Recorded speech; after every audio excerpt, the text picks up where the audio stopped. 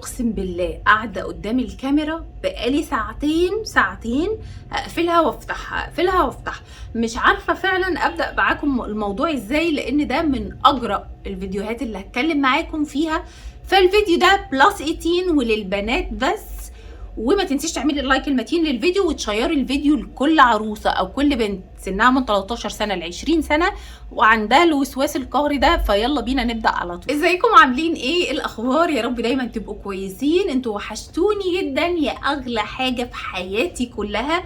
انا مبسوطه دايما الفيديوهات بتعجبكم وبنتكلم مع بعض وبتكتبوا لي في الكومنت مواضيع كتيره نتكلم فيها. والنهارده اخطر موضوع هتسمعيه في حياتك لو انت سنك من 13 سنه ل 20 سنه، وسؤال بيجي في مخ كل بنت في السن ده ما تعرفيش ليه، بس انا هقولك في الفيديو ده برضو ليه. السؤال الوحيد انا عايزه اتاكد انا بنت ولا لا، هل انا فقدت عذريتي ولا لا؟ السؤال ده بيجي في بالك كم مرة في السنة وانت في السن ده؟ لا بصي بقى، قبل الفرح باسبوعين انا مصممة اتأكد انا بنت ولا لا. انا هروح اجري على دكتور النساء هو يعرف الموضوع ده، لان انا قلقانة شويتين 3 وخايفة من رد فعل جوزي. اصلا انا افتكرت مرة وانا 9 سنين تقريبا وقعت من على العجلة في الشارع ونزل مني شوية دم، فاعتقد ان انا اكون فقدت عذريتي ومحدش يعرف. لا، مرة انا دخلت التويلت وكنت بغسل جامد بالشطاف وكان قوي جدا وكنت فاتحه الموتور ومعرفش ايه اللي حصل. لا، مره المايه كانت سخنه جدا وبرضه بتهيألي ان انا فقدت عذريتي. لا، انا كنت بسأل واحده صاحبتي وقالت لي احنا لازم نتأكد احنا بنات ولا لا، فاحنا ممكن نشوف الموضوع بنفسنا بايدينا، نتعامل نعمل اي حاجه، بس المهم ان احنا نتأكد. ما احنا مش هنفضل ساكتين كده لحد ما الفاس تقع في الراس، صح؟ طيب، كل الأسئلة دي طبعا بتدور في راس كل بنت من سن 13 سنة ل 20 سنة، وخصوصا قبل الفرح على طول، لأن بيكون فعلا عندك وسواس قهري إن أنت عايزة تتأكدي هو أنت بنت ولا لأ. وبتبدأي بعد الأسئلة الكتيرة دي تدوري على حلول، زي مثلا بتسمعي إن في حاجة زي اختبار أو حاجة كده، تجيبي مراية وتقفي قدام المراية وتبدأي تشوفي المنطقة دي، وفي الوقت ده هتباني. طب ايه، هو انت تعرفي شكل غشاء البقرة عامل ازاي؟ على فكرة عمر ما غشاء البقرة هيبان قدام المراية. ده اول اجابة على السؤال ده. طيب حل تاني، طب انا هروح لدكتور النساء. ده انا سمعت ان في دكتور نساء بيعمل عمليات ترقيع وبيشوف البنات، فانا هروح له. على فكرة ممنوع منعا باتا اي بنت عندها من سنها من 13 سنة ل 20 سنة او لم يسبق لها الجواز تروح لدكتور نساء وحدها، خصوصا الدكاترة اللي انت بتقولي عليها او اللي سمعتي عنها ان هي مثلا بتحل الموضوع بمنتهى السهولة. انت مجرد عندك وسواس ان انت لو مش بنت انت هتعملي العملية عنده. طب مين اكد لك ومين خلاكي تبقى واثقة في الدكتور ده؟ ده هو اصلا بيعمل عمليات ترقيع، فانت واثقة منه ازاي؟ واثقة فيه ان هو مش هيبدأ يبتزك بالموضوع ده ازاي؟ تروحيش لاي عيادة نساء طول ما انت مش متجوزه، طول ما انت صغيره في السن لازم تبقى مامتك معاكي، مش صاحبتك، مش خالتك، مش عمتك، لان اهم واحده في حياتك اللي هتخاف عليكي فعلا هي مامتك. بصوا خلاص، انا طلعت الموضوع ده من دماغي، هو طبعا لسه في مخك وهبطل اتكلم في الموضوع ده. فتيجي يوم الفرح بقى تكوني خايفه ومتوتره جدا، وطبعا ده هيأثر عليكي، فيحصل اللحظه المنتظره تلاقي مفيش دم نازل، فتبدأي ان انت تخافي تقولي ده انا مش بنت وانا غلطانه ان انا ما روحتش اطمنت على نفسي. انا هبدأ الموضوع معاكم بشكل مختلف وبسؤالين. اول سؤال، هو احنا ليه بنربط دايما غشاء البكارة بالعذرية؟ ليه في المجتمع الشرقي ده؟ هل لما تكون البنت عملت كل حاجة في الحياة بس هي محافظة على نفسها في الحتة دي وغشاء البكارة موجود، هل هي كده عذراء والتانية مش عذراء؟ لا طبعا، عذريتك مش بتتوقف ابدا على غشاء البكاره بس، عذريتك غشاء بكاره بلس اخلاق بلس احترام بلس عفتك لنفسك. انا بشوف حاليا بنات ممكن تكون عامله علاقه مع 10 رجاله ومع 5، معتقده ان في واحد هيفلت من ال10 دول وهيجي يخطبها على فكره، ولا واحد من ال10 هيجي يخطبك. وانت حاطه في دماغك مثلا ان انت يوم الفرح هتبداي ان انت تبقي قلقانه ومستنيه الموضوع. ما انا بقول لك انت ممكن من خوفك وتوترك ما ينزلش دم اصلا، ممكن يكون نوع غشاء البكاره ما ينفعش يتفض وحده كده بمنتهى السهوله. بس انا مش هدخل معاكي في الموضوع ده لان انا اتكلمت في فيديو تاني عن انواع غشاء البكاره، شوفي الفيديو وارجعي لي تاني. تاني سؤال هسألهولك، هو انت معتقده بمنتهى البساطه ان الراجل اللي انت متجوزاه ده في يوم الفرح مثلا هو مش هيعرف حد لمسك ولا لا، حتى لو انت بنت وغشاء البكاره موجود؟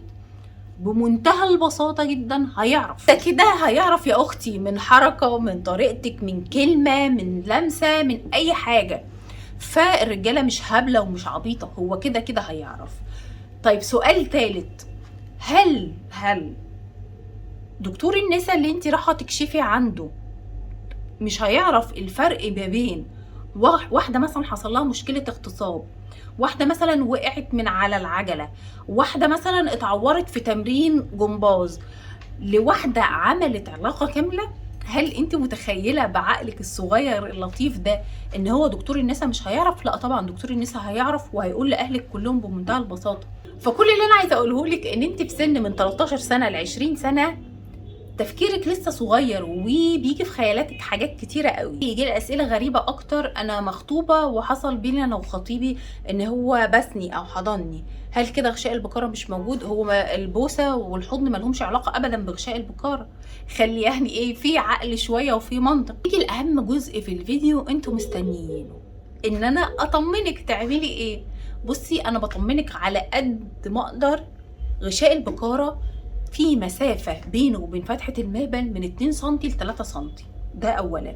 يعني معناه إن هو مش هيتفض إلا بعلاقة كاملة، علاقة كاملة من الآخر، مفيش غير كده، علاقة كاملة من كل حاجة. أنا يعني مش عارفة أوضح أكتر من كده. لازم حاجة تعامل، ان في حاجه تدخل فيبدا غشاء البكاره يتفض. طول ما انت محافظه على نفسك، طول ما محدش قرب منك او في اي تعامل مباشر في فتحه المهبل، طول ما انت كده تمام فله شمعه منوره وما تخافيش وما تقلقيش. امال انا ليه بيجي لي الوسواس القهري ده؟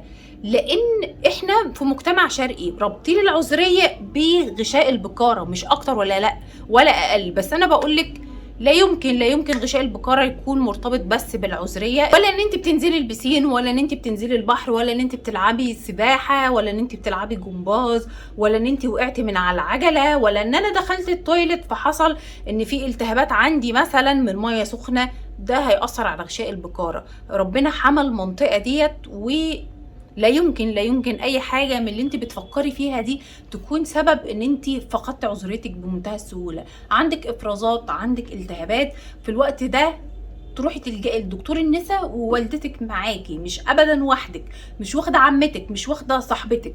في حاجه كمان انا عايزه انبهكم ليها، دايما برضو اللي بيخلي الهس ده يبقى موجود عندك وانت عايزه تجري على دكتور النساء وحدك ومن غير مامتك، اصل انا لو رحت اتكلمت مع ماما اكيد ماما هتقولي طب ليه، هو ايه اللي حصل بينك وبين خطيبك، انت عايزه تروحي تتاكدي ليه؟ ودايما هيبقى في بالها ان اكيد حصل حاجه بينك وبين خطيبك، فانت عشان كده انت عايزه تتاكدي في موضوع، وهتبدا تمسكك من شعرك كده لا او تبرمه وتقولك لا عرفيني الحقيقه. طب يا ماما الله يخليك، الله يسهل لك. انا عايزه برضو الامهات تحاول تحتضن بناتها.